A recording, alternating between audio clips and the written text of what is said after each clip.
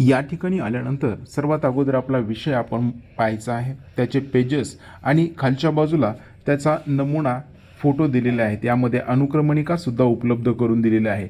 आपण घेत असलेलं कृतिसंशोधन कसं असेल, त्याच्यात कोणते घटक असतील ते अनुक्रमणिकेमध्ये आपल्याला पाहता येतील। त्यानंतर नेक्स्ट या ऑप्शनवरती क्लिक करा।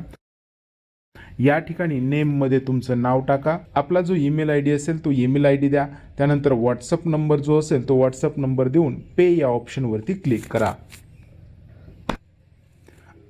आपल्यासमोर अशा पद्धतीचं पेज येईल। आपण पेमेंट UPI द्वारे सुद्धा करू शकता। यासाठी आपण फोनपे, गुगल पे किंवा UPI कार्ड यापैकी कोणत्याही एका ऑप्शनची निवड करायची आहे। मी या ठिकाणी गुगल पेचा ऑप्शन सिलेक्ट करतो।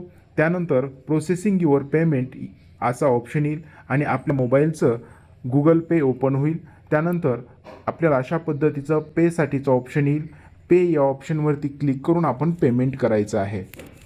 पेमेंट झाल्यानंतर पेज क्लोज करू नका, थोडा वेळ वाट पहा, ॲटोमॅटिक रिडायरेक्ट केलं जाईल, तुमचं पेमेंट कन्फर्म होईल आणि जी वर्ड फाईल आहे ती वर्ड फाईल डाउनलोड होईल। पेमेंट सक्सेसफुल झालेलं आहे, मेलसुद्धा आलेला आहे।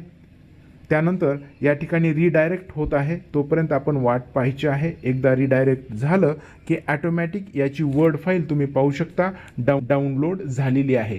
आता ही वर्ड फाईल आपण ओपन करून त्यामध्ये एडिटिंग करू शकता। जरी काही कारणास्तव डाउनलोड झाली नाही तर आपल्या ईमेलवरती एक ईमेल आला असेल, त्यावरती सुद्धा डाउनलोड लिंक असते, ती कशी काढायची ते पाहूया। ईमेल ओपन करा। या पद्धतीची रिसीट तुमच्याकडे आलेली असेल, ती रिसीट तुम्ही ओपन करायची आहे। ओपन केल्यानंतर तुम्ही इथे खालच्या बाजूला पाहू शकता, ही डाउनलोड लिंक आहे। तिला या पद्धतीने टॅप करून ठेवलं तर ती ब्ल्यू आकारची होते।